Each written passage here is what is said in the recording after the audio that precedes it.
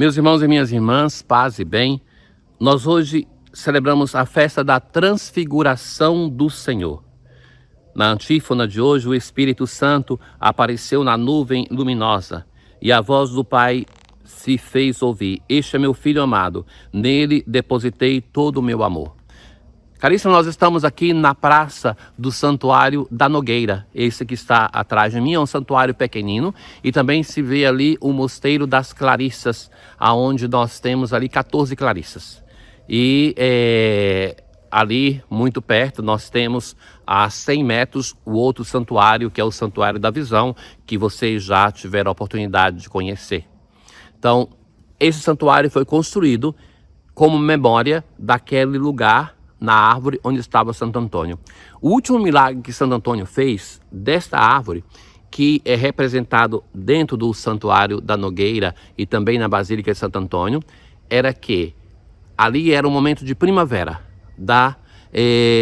do plantio, o trigo estava quase maduro para ser colhido, e as pessoas vinham no final do dia para escutar Santo Antônio e pisavam as plantações. Então um homem irado, é representado sempre assim apontando o dedo para Santo Antônio, ele vem reclamar porque as pessoas pisavam na sua plantação e ele não ia poder colher nada naquele ano. Então Santo Antônio vai dizer para ele que ele vai colher antes de todo mundo e em maior quantidade, e isso se realiza.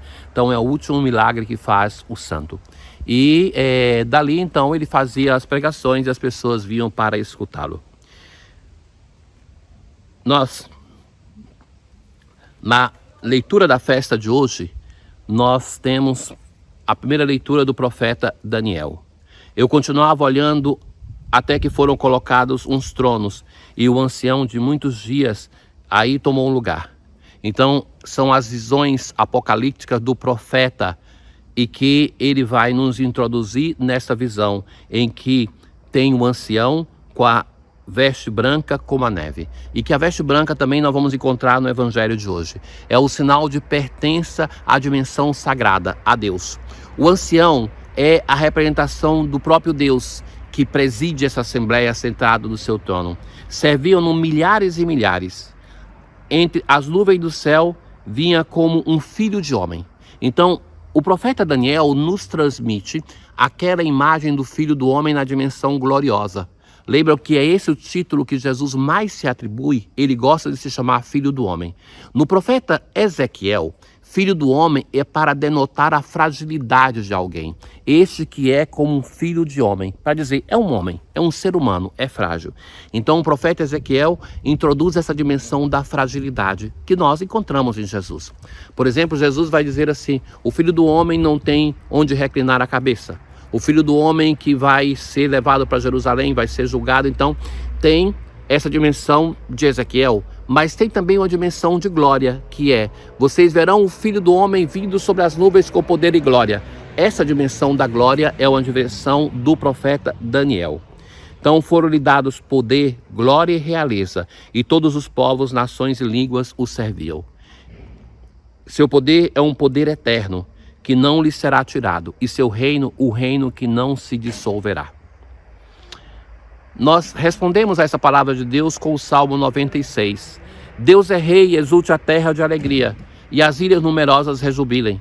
Treva e nuvem o rodeiam no seu trono. Nós, na liturgia de hoje, estamos em um ambiente de glória, um ambiente de festa, que contemplamos a transfiguração, de algum modo, é um antecipar a glória da ressurreição.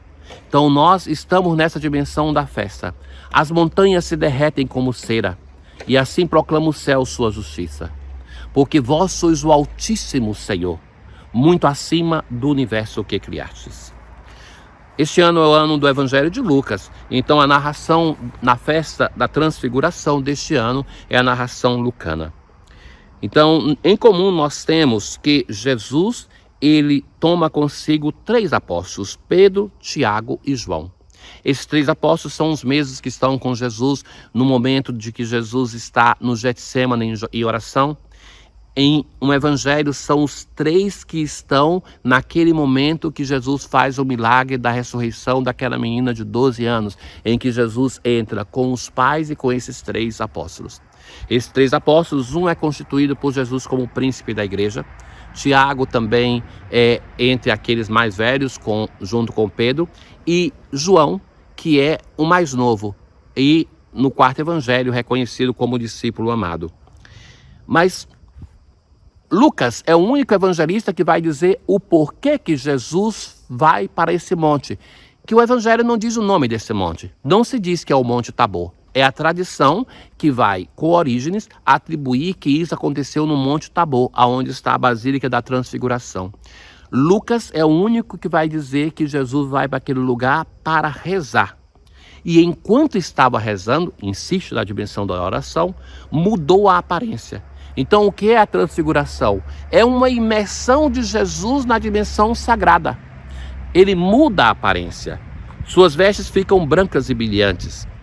E apareceram 2 homens conversando com Jesus. Eram Moisés e Elias. Eles apareceram revestidos de glória e conversavam sobre a morte de Jesus. Também isso é somente Lucas que diz qual é o tema da conversa. Os outros evangelistas não dizem sobre o que eles conversavam.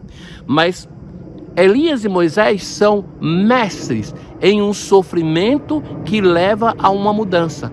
Não é assim? Toda a história de Elias, daquele sofrimento, a perseguição de Jezabel, que nós já escutamos nas leituras nas semanas passadas. E também Moisés, com todo o sofrimento com o seu povo, que é um mestre na passagem da escravidão para a terra prometida. Então, eles conversam sobre aquilo que Jesus está vivendo na sua situação. São mestres que podem ensinar a partir então da palavra de Deus. De fato, eles são o símbolo da palavra de Deus do Antigo Testamento. Pedro e os companheiros estavam com sono. Na verdade, nos evangelhos, a cada vez que se fala da paixão, os apóstolos adormecem. Ao despertarem, viram a glória de Jesus. E quando os homens se iam afastando, Pedro vai dizer: mestre, é bom estarmos aqui, vamos fazer 3 tendas. Pedro, na sua espontaneidade, muitas vezes demonstra que não compreendeu aquilo que está acontecendo. Então Pedro, ele simplesmente se atinha à festa das tendas, a grande festa do povo de Israel que faziam tendas, que era a celebração do dom da lei. Para Pedro, Jesus era um passo a mais somente. 3 tendas, igualava Jesus a Moisés e a Elias. E Jesus é muito mais. Tanto é que eles desaparecem. Então a transfiguração é uma passagem da missão. Moisés e Elias reconhecem que aquele que eles anunciavam chegou e que agora é a vez de Jesus. É ele que é a revelação na sua plenitude. É o Senhor. Então, ele estava ainda falando quando apareceu uma nuvem que os cobriu com sua sombra.